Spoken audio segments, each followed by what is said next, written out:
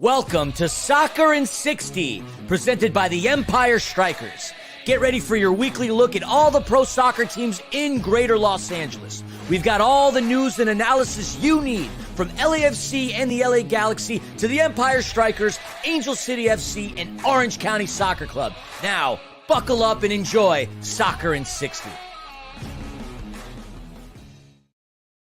Hey everybody, good afternoon. Welcome to Soccer in 60. We've obviously had a great week in footy, and we're stoked to have you joining us on all the different media outlets, from KMET to Apple and Spotify, wherever you get your podcast. It's going to be an awesome show today. We've got a killer show. We've got a big interview with LA Galaxy defender John Nelson. We've got a great rundown on LAFC. Big news on the Empire Strykers front. A big win, even with all the turmoil going on with Angel City, and the continued success of Orange County SC over the past 5 games. My main man, Philly, is with me again today as we get after it on a thirsty Thursday on Soccer in 60. Philly, how are you, baby? Soccer in 60, back again with Philly and Tim and their friends, the finest sports show radio's ever seen. Talk about football in the LA scene. It's Thirsty Thursday. Cheers to all of you. Tim, quick, start talking so I can go back to drinking my brew. Absolutely, man. Hey, it's a great day here in Greater LA. We've got a fantastic show. Philly, dude, I love getting on this show with you. Let's get after it with a little LAFC, baby. Absolutely. You didn't comment about the public execution of my budding hip-hop career just there. I just kissed it goodbye on live radio for you all to bear witness to. I get nothing on that? No. All right, fair enough. Kissing the MC days goodbye. All right, LAFC, let's get into the black and gold. LAFC paid a visit to Children's Mercy Park to take on Sporting Kansas City in SKC's final home game of the regular season. Kansas City. The town itself has fantastic barbecue. It really is as good as advertised. I mean, the mere thought of it alone, Tim, has me salivating on this mic. And right about now, you're asking, what the heck does this have to do with soccer, Philly? Well, I will tell you. LAFC made BBQ out of SKC, smoked them like a brisket, meat well done, cooked quite candidly, chewed, spit out, devoured, and then digested. Yum. I guess you could say I've missed lunch right about now, but one guess on what I'm going to be chomping on a little later today. Now, the supporter section of Children's Mercy Park, known as the Cauldron or as Blue Hell, turned into black and gold hell for poor SKC. Now, LAFC didn't have much of a break getting into this game because there is no rest for the wicked, playing their 8th match in 29 days. And as I said, it was SKC's final home game. Tim, get a load of this. For those that had what was called, I guess, a sporting pass at SKC, I think it might be the equivalent of perhaps your Ticketmaster account manager. I'm not sure. But the fans that had this were credited $10 for concessions, $10 free dollars. Now, that might not sound like a lot, but beers pregame were $3. That's right, $3 a piece. I haven't spent $3 on a beer since before the Obama administration. Now, the fans were lucky enough to get their buzz on because it would be a very frustrating night for SKC. It would only take 13 minutes for LAFC to strike. And keep in mind, coming off of a win against Sporting Kansas City at BMO Stadium in the U.S. Open Cup final. So, Sporting Kansas City, a reason to play, revenge, final home game. Some of these players on the last leg of their contract wanting to play for more. So still a lot left in the tank for Peter Vermees and company. But as he has done time and time again, Denis Bouanga sliced and diced his way through defenders and earned the penalty in the box, fouled by Zoran Basong out of Sporting Kansas City. Like, buddy, what are you doing? I'm sure you've seen, we've all seen the darn tapes from Denis Bouanga last year. He's the Golden Boot winner. This is what he does. He tries to bait you.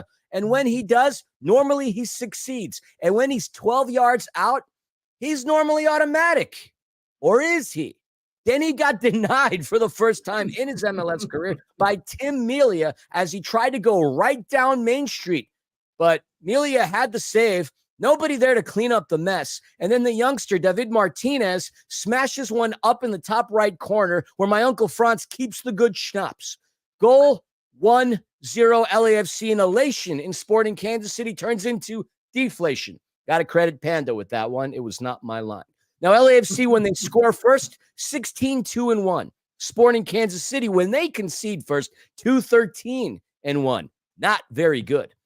We head into the 44th minute. Tim, you of all people, I would highly recommend you go back to watch the 44th minute. Not because of the football that happened on the pitch, but because of what happened off the pitch. Poor kid wasn't paying his attention as a loose ball hit into the crowd, and this young gentleman got beer spilled all over him. You want to have a cackle, go back to that moment of the match. That poor little Spud got soaked with suds. He may never want to be anywhere near a Bud Light again. And while you're looking at that part of the game, make sure you stick around, because in those 2 extra minutes of stoppage time, LAFC scored again. Another goal. This time started by Riqui Oliveira, and he finished it. Might have been his easiest goal of the season. Riqui breaks up a play in the middle of the pitch, finds his way on over to Timothy Tillman, who skirts it over to Denny on the left side. Denny kills his defender, leaves him in the dust, skirts it over to Riqui Oliveira, and Riqui had enough time to head over to the Heineken bar in the North End, order around for all the capos that were firing up the crowd, and enough time to stroll back down to the pitch and give Sporting Kansas City a gut punch. Denny's 30th goal contribution of the MLS season, his 11th assist, 6th goal for Riqui Oliveira. Halftime, LAFC's up 2-0.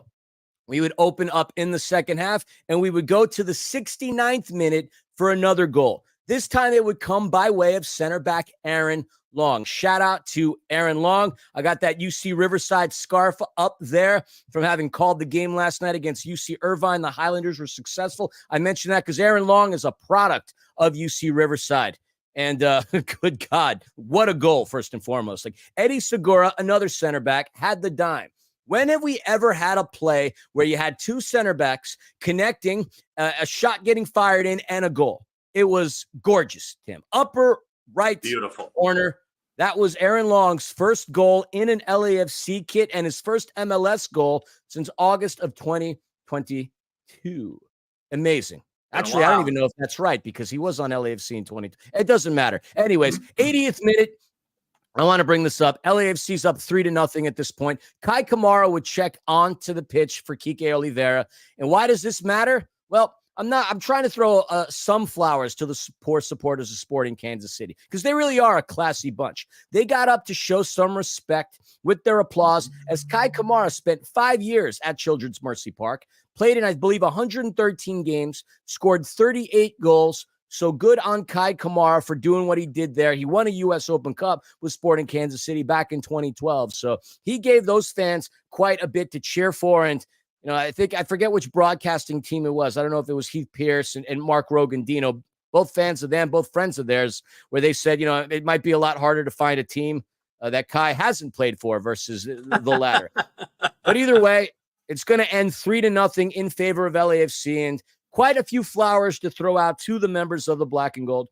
Hugo Lloris saved all 4 of Kansas City's shots to register his 12th clean sheet of the season, setting a single-season club record. And with the win, LAFC 17-8-7 on the season, 58 points. The 17 wins and 58 points ranked both third in club history behind the 2019 team that won the Supporters Shield and the 2022 team that won not only the Shield, but the MLS Cup.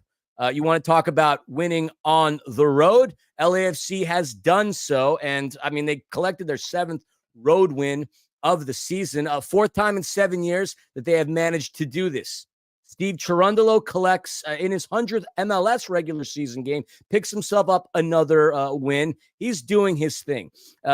52 wins in Steve's career as a coach in Major League Soccer. And that right there in his first 100 games are the second best total in league history. So take that, you Steve Cherundolo out peeps. Now, with that, LAFC clinches home field advantage, and get your wallets ready because I saw the cost of my tickets, and my name isn't Moneybag McDuck. This guy's last name is McDuck. For those of you not watching, I'm holding Scrooge McDuck in my hand.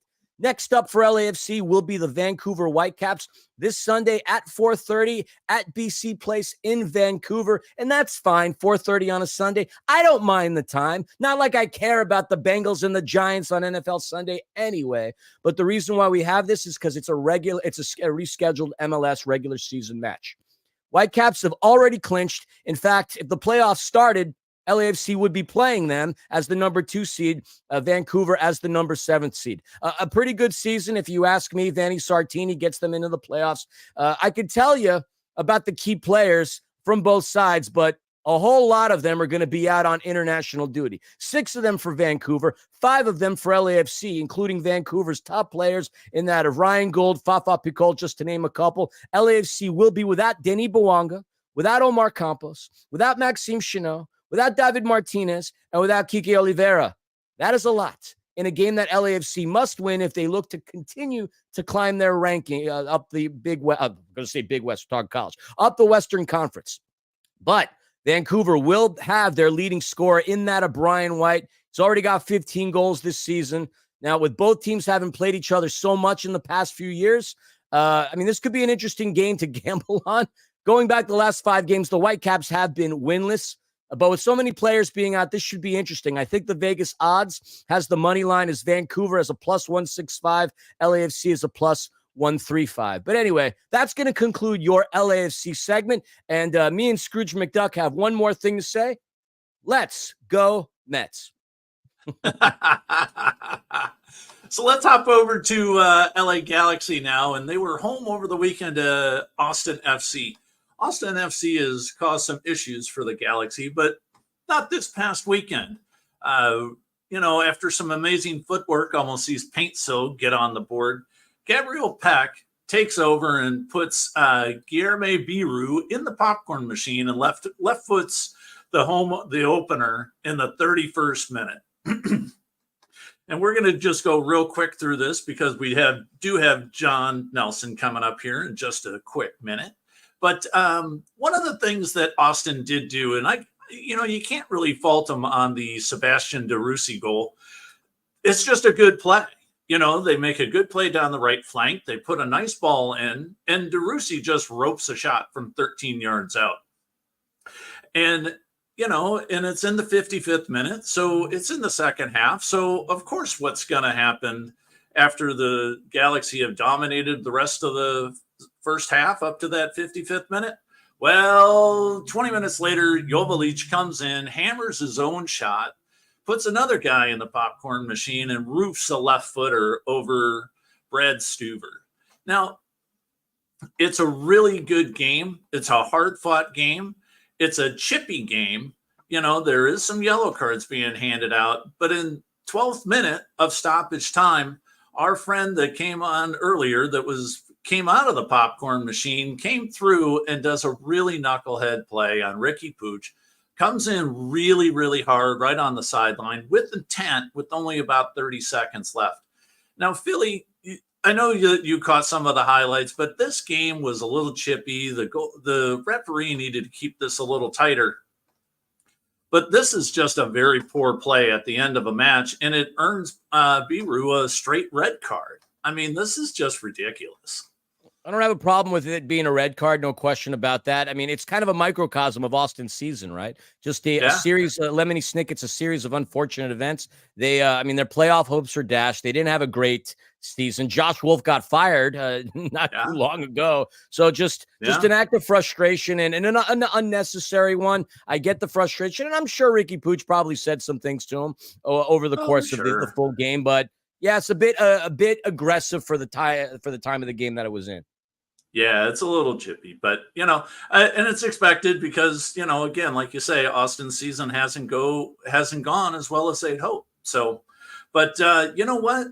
With that, let's get over to me and Philly caught up with John a little bit earlier today, so let's hop over to that. All right, welcome back to the interview segment of Soccer in 60, ladies and gentlemen. Our guest today is one of the revelations of the current MLS season.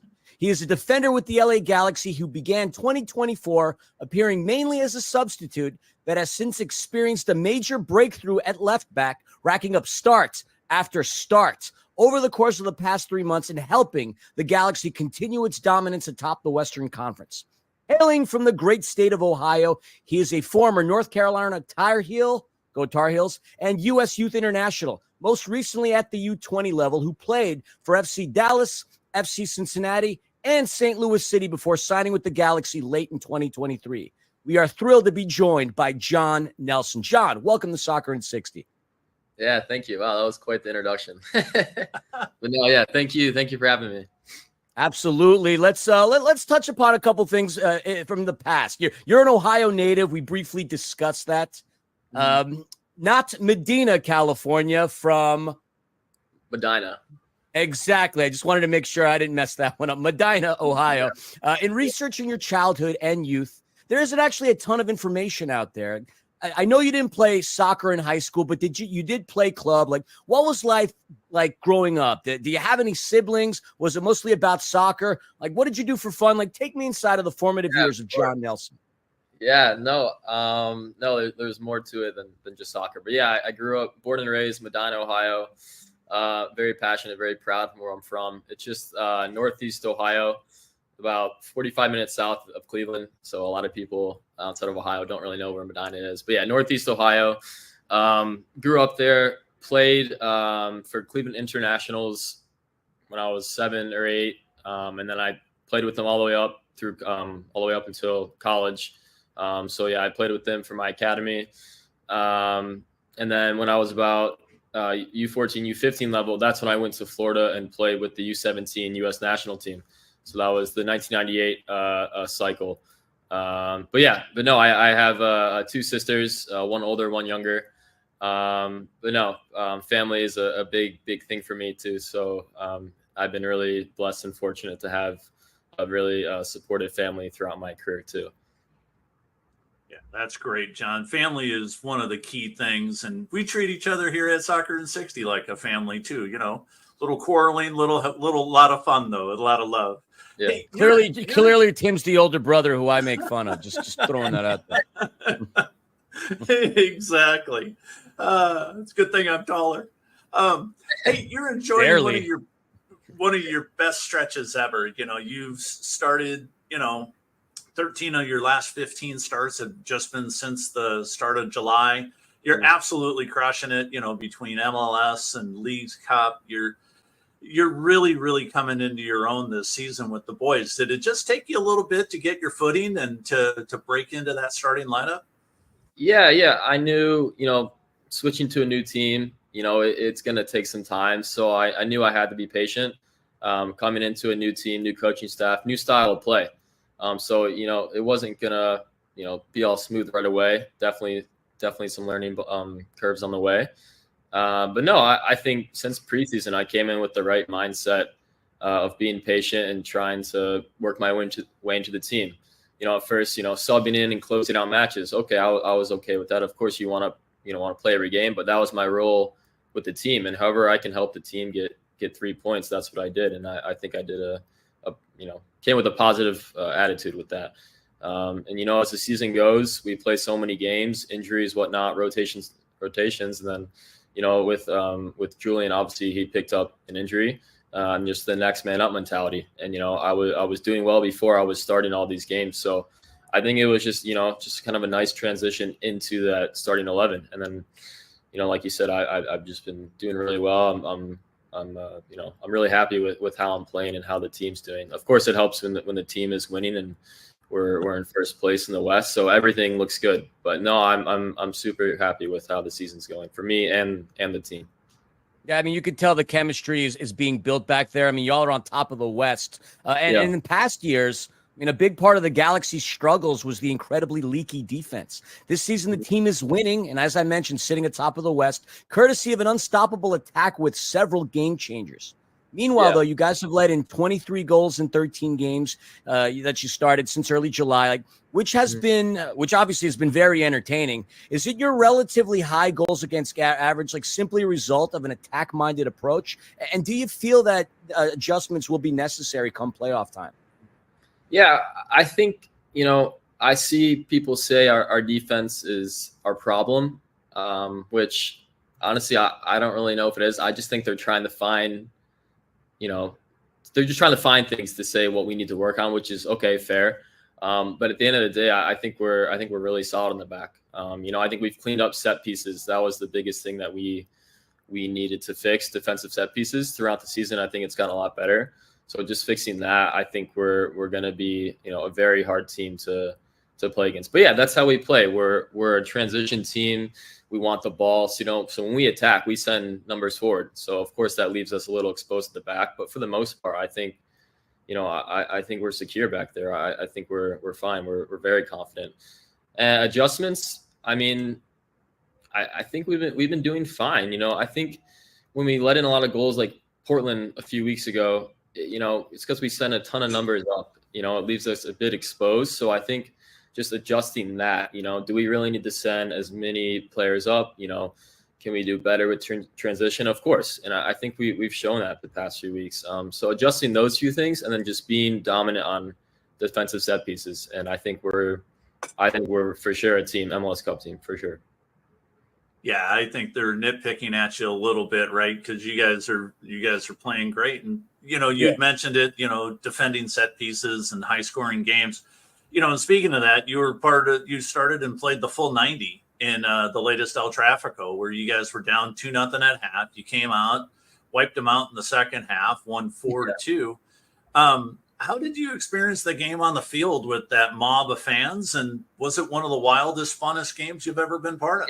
Yeah, I was just going to say it was the wildest, coolest game of my career. Not just my pro career, but any game for sure, top 3 games ever. To go down 2-0, to come back, to rally back, go into the locker room, make the adjustments. And, this team, it just doesn't give up, It just kind of showed how resilient we are and how bad we want it. Then, like you said, we came out in the second half, and I've never seen a more dominant side ever. Like it was relentless, and that was the word that Vanny used, and it really was. It was over and over again. And of course, when they got the red card, it was done, and we were just having fun at that point. That's great. Speaking of like your team and something that, we could argue wasn't as much fun, we've been, I hope you could help us out a little bit. We've been having a debate about that tackle that occurred on Riqui Puig in that game against Austin this past weekend, which obviously earned a straight red. Some of us thought it was pretty vicious. Others felt that it was just too much being made of it. Like, what's your take on it, having been there to bear witness to it and obviously probably catching some of the replays? I do think it was a pretty vicious tackle. He doesn't make that much contact with him, but it looks like, I don't know why he's going in for that tackle. I think, probably mad about the game, and how their season's going. So it's the last play of, their season really. It was really an unnecessary tackle because if he caught him, it could be pretty vicious. I did like how our team reacted, backing each other up. That's what it's all about. But no, I do think it was pretty vicious, and the emotions are high during a game. So obviously, people might overreact. But no, it definitely wasn't needed. That's my take on it. Yeah, so we had talked about you being from Medina, Ohio. It's kind of hard to find on a map. I'm just glad that you're not from Columbus, being a big Ann Arbor guy. But, Are you a Michigan fan? Yeah, big Michigan fan, man. Grew up just outside of Michigan, just outside of Ann Arbor. I love Ohio State, so it's okay. Yeah. Oh, so we can. Drama on the podcast. Yeah, we can get into that a little bit more. Where I do my Homer Simpson hiding in the bush this year. That's funny. But given exactly, it's not a stone's throw away from the local MLS team. Mm-hmm. Did you get to go to any of those games as a kid? How what was watching professionalism from Medina like? Yeah, of course. No, I would definitely go to the Crew games growing up. It's funny because I never played for the Crew Academy. It was always our rival, the Cleveland Internationals against Crew. It was always the rival growing up. So when you play them, you look forward to that game. But yeah, I always went to Crew games growing up. So it's kind of surreal to play against Crew now, and that's the team I grew up watching and supporting. So who knows? Later in my career, I don't know. Maybe I'll get to play for them one day. If not, but no, it would be something.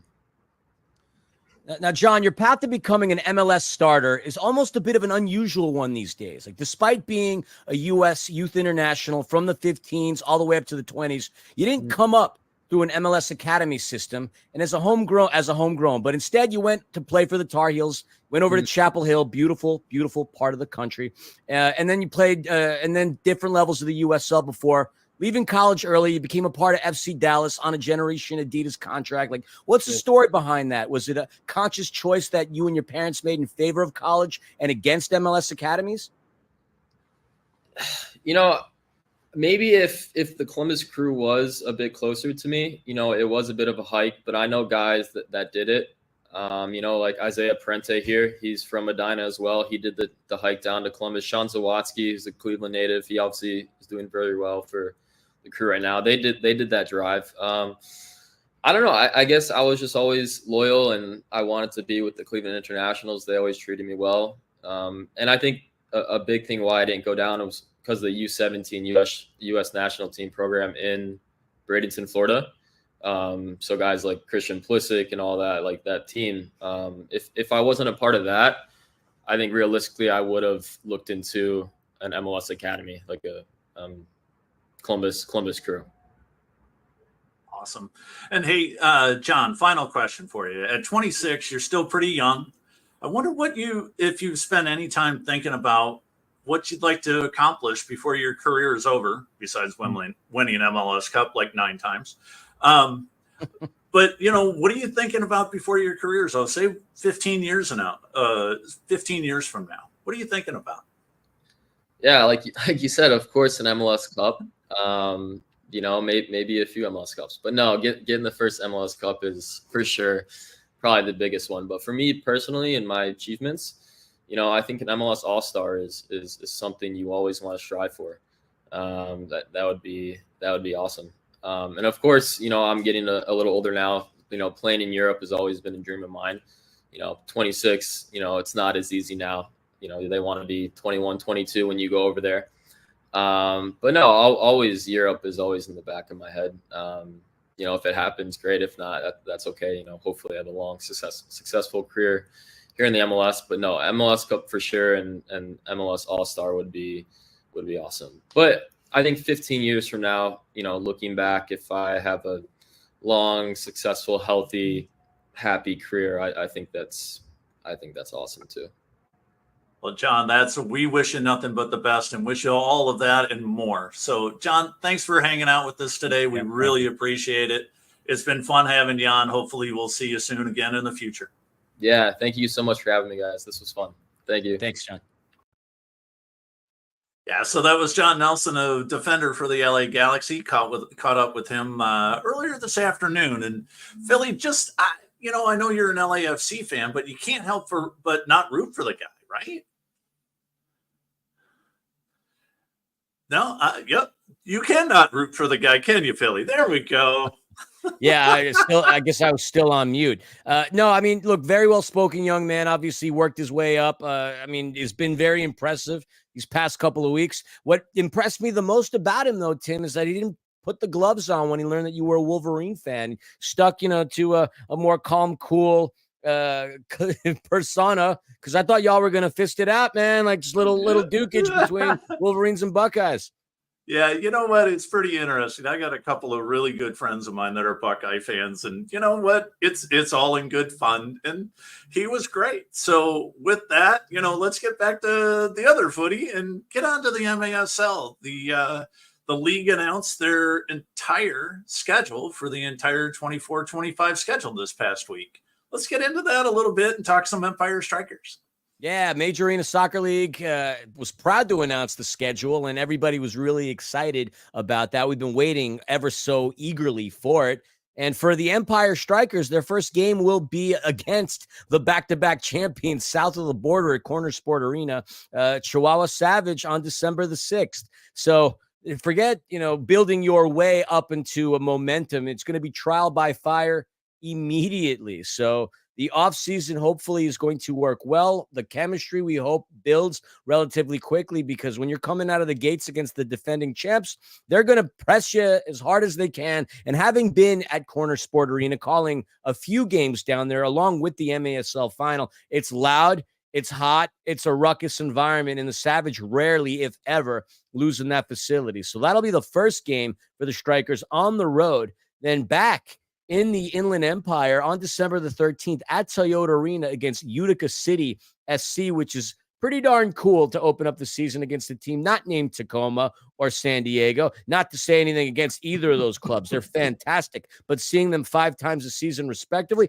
I'd prefer they come into the year a little later on. But I mean, I'm very much looking forward to the season. Very much looking forward to getting back on the mic with the Dr. Jonathan Reimer and Amanda the Panda Film and roaming the sidelines. So yes, I'm looking forward to it.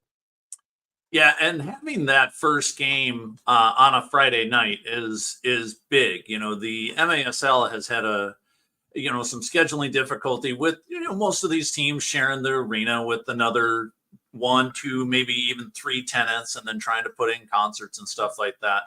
But what I really liked about the season this year is they really strive to have a lot of their games on non-school nights, right? So Friday nights, Saturday nights, some early afternoon, late afternoon, Sunday games. I think they've really, really done a good job to get more people out to the arena, and especially get the younger group out, because if you can get the younger group out to the arena, they're going to be hooked for life, because it's fast. There's a lot of goal scoring, and the players stay afterwards and sign a bunch of autographs. So it's super fan friendly. Yeah, I mean, I agree. If you haven't watched indoor soccer, please, I beg you, come to a game at Toyota Arena. I dare you to come, and I dare you to tell me, Philly, that was so boring. If you legit go and don't have a good time and can look me in the eye with a straight face and say that to me, I will get your next ticket, and the first round will be on me. So when you go to the information booth on that day, make sure you ask for Gunnar Burns. I'll take care of you, no problem. But yes, it's the school Friday the 13th doing it. Home opener. Look, it's going to be a good time. And I'm psyched. I like Utica City SC. The thing that pumps me up the most is that I get to call a team that I've never get to call against, the Milwaukee Wave, a team with a proud history in the Major Arena Soccer League. My only problem is I don't get to call a team like the Harrisburg Heat, because I've never had those opportunities. But I have called Tacoma Stars countless times, San Diego Sockers countless times. So I really would have loved to have seen every team in Toyota Arena. But, alas, that's the scenario. I am looking forward to going to Oceanside, though, and checking out the Soccer's new facility, Front Wave Credit Union. That's going to be hosting the MASL Combine and then this USA-Mexico game. And, I got some fun surprises for you all along the lines of the MASL draft, but more on that later. Yeah, ooh, little tease. I like it. Yeah, having San Diego open up that new arena is going to be really, really great for the league, because it's a soccer-specific facility. The Sockers have really pumped in a lot of money into that. The facility is just gorgeous. At the Combine, everybody's going to be able to see it. The amount of hype over this is well-founded, because we've got, there's been sneak peeks of what's going on at the arena. It's in a really family-friendly place of Oceanside. It's easy to get to from anywhere in San Diego, Orange County, just like Toyota Arena is. It's on game days. It's really easy to get to because it's opposite traffic. So you can come in, check out the game, and just have a great time with it. So make sure you head over to theempirestrikers.com, and that is Strykers with a Y, and pick up a set of season tickets. I mean, they're gonna average a lot of fans in that lower bowl this year. I mean, the USA Mexico game had over 7,000 people in the arena. And we're expecting big things from the Empire Strikers this year again, as far as attendance. And it's a great place to see a game. And again, like you say, it's fast, it's fun, it's going to be a great time. And I'm stoked for the season as well. Yeah, and we're going to have so much more indoor soccer content as we get closer. And also keep an eye out for Striking Fury, the official podcast of the Empire Strikers. That's a pod that focuses solely on the Major Arena Soccer League and the Empire Strikers. And from what I'm being told, they have a good-looking, fun, and informative and an entertaining trio, a few of whom you may already be familiar with. Yeah, it's going to be, you're looking forward to that entire MASL season, and you're going to see a ton of people. And with that, let's start talking about Angel City. And, there's been a lot of things going on with Angel City lately, but Amanda the Panda is going to join us, and here she is. Yay! Let's talk Angel City, Panda. Hey, what's up, guys? Yeah, absolutely. A lot of fun stuff happening with Angel City. They always like to make it really dramatic towards the end, and this year, definitely the case as well. But, what a successful week for LA soccer. And, I'm happy that Angel City is part of that conversation because, they defeated the Seattle Reign on the road 1-0 on Friday night, following a goal from defender M.A. Vignola.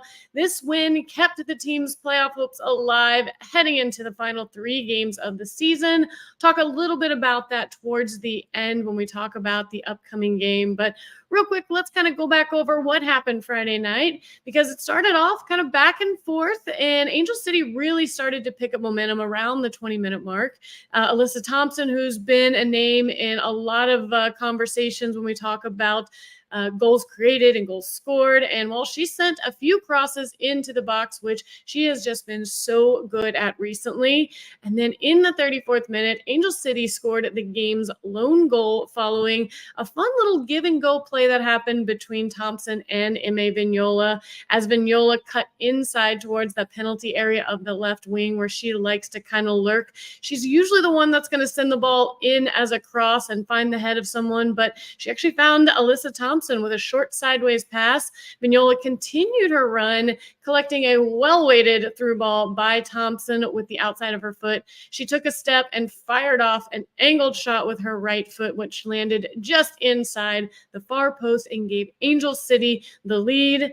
And Angel City would keep pushing for the remainder of the half, and they had another look in the 44th minute when forward Claire Emsley received the ball on a short corner kick, sent it into the mixer where we found midfielder Katie Zalem headed the initial service into the crossbar. Defender Megan Reed was able to get her foot on it, but it would not be enough power on her shot to find the back of the net. And they had their final chance, I would say, in the 47th minute when Bright got her head at the end of a corner kick, but her attempt once again went wide. And then, honestly, that's really all that happened in this matchup. The second half was relatively quiet offensively from both teams. The Reign had a couple of shots and a couple of good looks that posed little trouble for Angel City's defense. Angel City would get the clean sheet and all 3 points, which they so needed. And Friday brought Angel City's scoring streak to 8 games with a total of 12 goals across that span. And if you kind of look at the stats with this matchup, they were fairly even. Again, not a whole lot of action offensively. Angel City had 11 shots with 2 on target. Seattle had 6 with only 1. Possession even, passes even, accuracy, all pretty much even. The only thing not even, thankfully for Angel City, was the score line. Those 3 points were very, very crucial for Angel City in their kind of last dish effort to make it to the playoffs. And if you look at the league standings, things really did not change much in way of anybody else except for Angel City getting 3 points. Everybody above us on that table did not get the result that they wanted. It was exactly what Angel City needed. They needed Angel City to win, and they needed everyone else to lose. And it's kind of funny, if you look at the table last week before the big announcement about the 3-point deduction for Angel City, this is what it looked like. It looked like the way it is. So really all we did was just go through a lot of drama for a week. And now we are back where we started, unfortunately with 1 less game though, to kind of make up some points. And like I said, 9 points left on the table for Angel City. They are sitting in 11th place, currently 22 points. If they were to win all 3 games, yes, there is definitely a possibility they could make it into the playoffs. The teams that are above them, Portland Thorns, Bay FC, Racing Louisville, and San Diego Wave is kind of lurking there too. So these last couple of weeks are going to be a bit chaotic, but we really have to think about this kind of 1 game at a time. So I want to kind of get into that. it's really important because the team that we're about to face off of on the road Saturday, October 12th, is the North Carolina Courage. Now, what's so interesting about this is the North Carolina Courage, they are unbeaten in 20 consecutive regular season home matches. They have a record of 13 wins, 7 draws, 0 losses. So the second longest streak in the NWSL history. Reign with 22 in 2014-2015 season. They have the most. So they are going to be vying for that record. This game, no matter, just because they are in playoff contention and I think they're most likely going to make the playoffs. I think they've clinched. They're going to want to still kind of vie for that record. So, they have not clinched yet. So, but I think they will definitely make the playoffs. So this is going to be a very interesting game for us because we need the win. They definitely don't need a loss. Now, Angel City has won 3 of its last 4 away matches. So we've been very good on the road, which is very positive for Angel City since we're going to be going out to the East Coast. And as far as our head-to-head record with North Carolina, we have 3 wins. They have 1, and there's 1 draw. Unfortunately, we still have yet to beat them on their home turf. So all the wins did come by way of Angel City as a home game. So it's going to be an interesting narrative, but I kind of wanted to get into a little bit of the drama that we touched on last week, which I'll circle back to because there's been an interesting development, and I think this would be a really fun time to get to the guys' comments on what they think about this. But if you did not hear the news about Angel City, they did have a salary cap violation that came out. And it was a $50,000 violation that had happened over the span of 4 weeks, which made it so that they got fined $200,000. They have suspended Angela Huclis and Julie Ehrman, as well as deducting Angel City 3 very, very crucial points that, man, let me tell you, if Angel City comes up 3 points or less shy of the playoff spot, and it's all because of this, you're gonna heads are gonna roll. There's gonna be a lot of people talking about it. But one thing that did come out, and this was we found this yesterday. This article was the way this whole thing came about, the way that they even were made aware of the salary cap violation was because of a former player.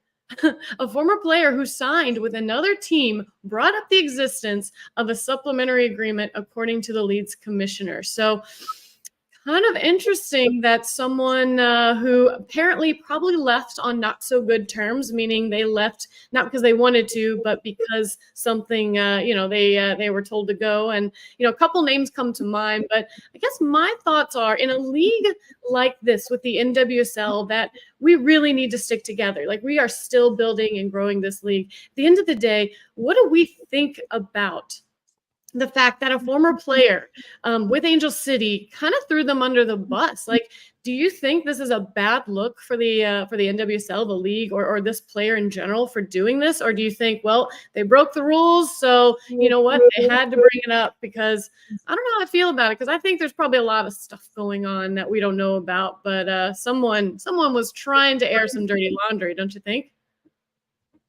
Yeah, I think so. I think they definitely tried to throw them under the bus because, these supplemental contracts, I mean, they've been around since Wayne Gretzky days. That's how they got away with it 35 years ago. But it's interesting that that's the way they find out about it, that they don't have the policies and procedures inside the NWSL to actually go through these people's books, that somebody's got to sell them under, run them over with the bus a couple of times before it comes out. I find that fascinating. Snitches get stitches. I'd love to know who that could be. I don't know. Could it have been Savannah McCaskill? I remember the video that she posted when she had the announcement she was going to San Diego. It was her on Instagram sprinting in the direction of San Diego. Could it be Paige Nielsen? I don't know. That's wild. I can't believe somebody would blow the whistle on a thing. And it seems so minuscule. What's $50,000 of a fine for a team valued at over $250 million? But to your point, if that 3 points is what costs them, then yikes, heads are going to absolutely roll. Yeah, just unfortunate. It stinks. But hey, you know what? It's LA. We love the Hollywood story. We love a dramatic comeback. So, maybe we can pull it off. Again, really important game Saturday. So make sure you tune in. It's on Ion TV. And let's see if we can hand the North Carolina Courage their first loss at home. It would be great to see. Chef's kiss. Yeah, and there's even a watch party for that down in Long Beach. So if you want to go to it, get on the angelcity.com website. Check out, find that watch party. It'll be a fun one. So sounds good. Thanks, guys. Thanks, Panda. Panda. Awesome. And with that, let's hop over to Orange County. So Orange County Soccer Club, first things first, here's the deal. We've talked about him. We've had him on the show. He's the first goalkeeper in years and only the third one in USL history to score a goal.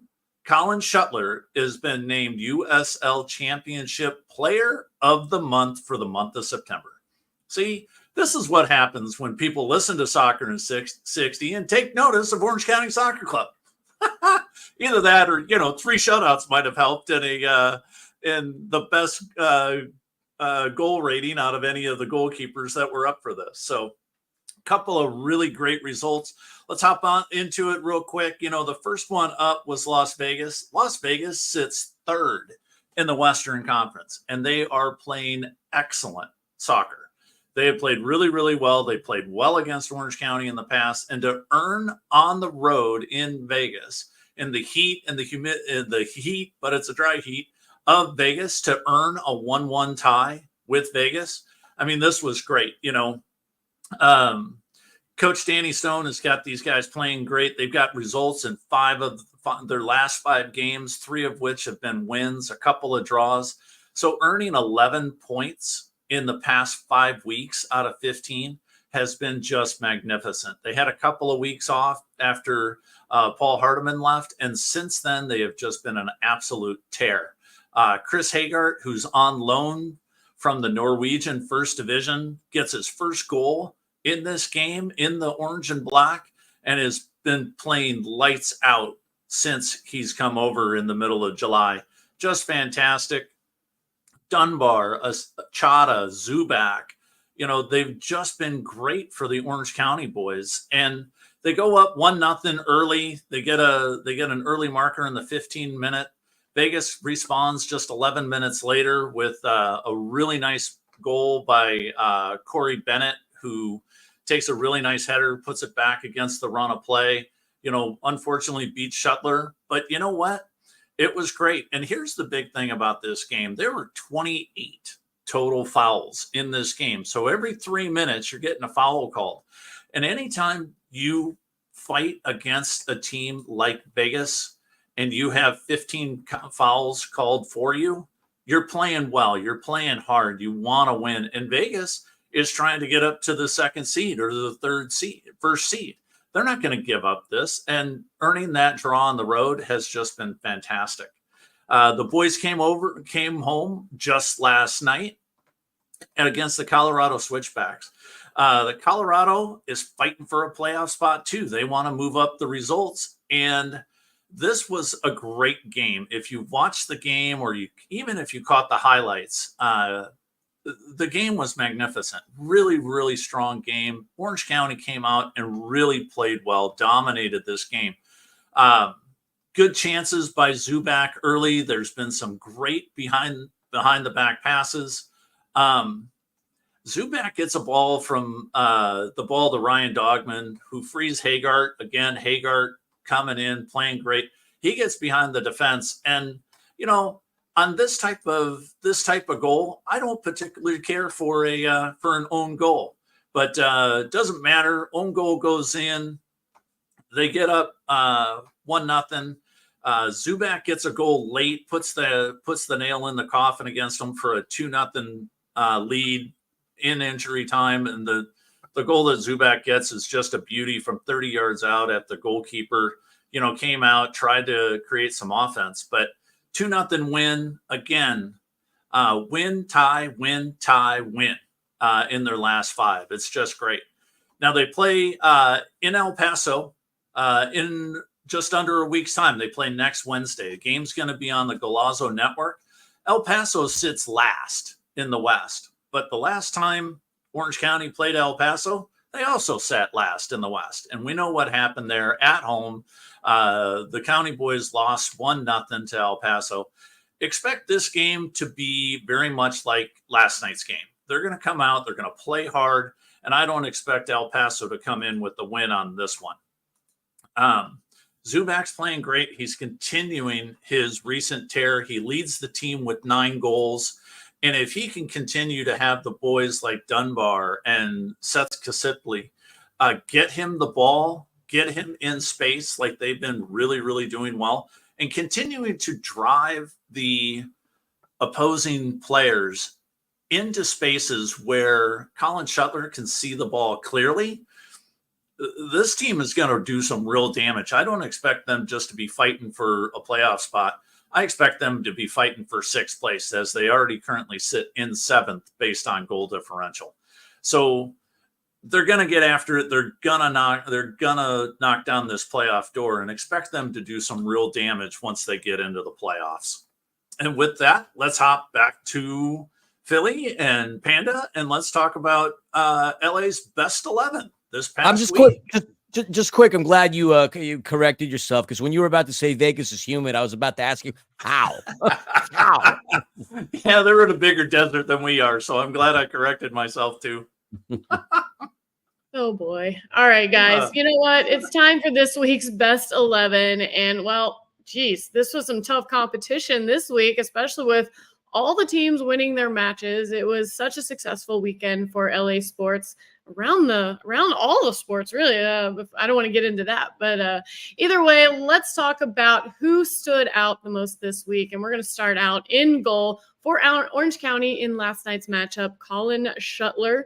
He's going to get those honors for the goalkeeper on our best 11. Now, as far as defenders go, we've got 2 making their way here from Angel City. We've got M.A. Vignola, who scored the lone goal in the matchup against Seattle Reign, and then Madison Curry coming in hot as well. And then LAFC's Aaron Long, who also scored a goal. Big week for defenders getting on the scoring column. So that's going to round out your back line. As far as midfielders go, we've got Alyssa Thompson and Katie Zalem from Angel City, and then Seth Kasipli from Orange County from last night, and then Chris Hagart from Orange County in the October 5th matchup. And then once again, we see Riqui Puig from the LA Galaxy, who's going to be our captain, once again. It's kind of hard to deny his abilities out there in that midfield. He is so dominant. And then forwards, we're going to see Gabrielle Peck from the LA Galaxy and Ethan Zubac from last night's matchup with Orange County. So let's talk a little bit about individual honors. Aaron Long, like I mentioned, he's a defender who not only had 3 clearances, 1 block, and a 90% pass accuracy. If that wasn't enough, well, guess what? He's going to join his spot on the scoreboard, getting the goal for the black and gold and helping them get their 3 points. Next up for OCFC, we're going to honor Seth Kasipli for his performance last night. He was the playmaker of the match. He earned 1 official assist, but he created so many chances for OCFC, leading their attack. And from taking set pieces to applying pressure at the midfield, broke up the attack. He just made things happen for this team. So he gets that honor. And then from Angel City, we're going to turn to Alyssa Thompson, who has just been on fire as of late. That word comes to mind with when I talk about Alyssa, I think firecracker as well. So like many of our honorees showing defensive skills this week, Thompson had 7 recoveries, 1 block, and 2 clearances, in addition to her 2 big chances that were created, earning 1 official assist. And she just continues to shine as ACFC fight for a spot still in those playoffs. Can they do it? We're going to find out. Now, keeping a chokehold on that number 1 spot, this week's captain, once again, is Riqui Puig. He had 2 assists and was 9 for 9 in long bowls, but that's not what is the most impressive part of his performance. It has to be his 7 recoveries, because Puig is showing that not only is he going to create the chances and score the goals, but he will lead the press and be the first line of defense for the Galaxy, earning the ball and shutting down the opponent before they have time to build and attack. So, it's such a hard choice week to week, especially when everyone is playing so well. But I love that that's a problem that we are having. What do you guys think about this week's best 11? I'm raising my hand. I'll go first. Look, it's hard to argue against clean sheet Shuttler. One would argue, well, what about Hugo Lloris? He got his 12th clean sheet, setting an LAFC single season record. I will peel back on that one. I'll give the flowers to Shuttler. Watch the game with you, Panda. Vignola was doing her thing. Curry did her thing. We watched the LAFC game together. Aaron Long with a golazo. Oh, Dios mío, que golazo, amigo. A lot of these players I have no problems with. But what I wanted to see, who I wanted to see, is LAFC's David Martinez. The kid scored in the game against Sporting Kansas City, cleaning up what could have been a bad mess by the miss by Denis Bouanga on that save by Tim Melia. David Martinez is 18 years old. I think I was still wearing Velcro shoes because I was afraid to learn how to tie my shoes when I was his age. He's got what?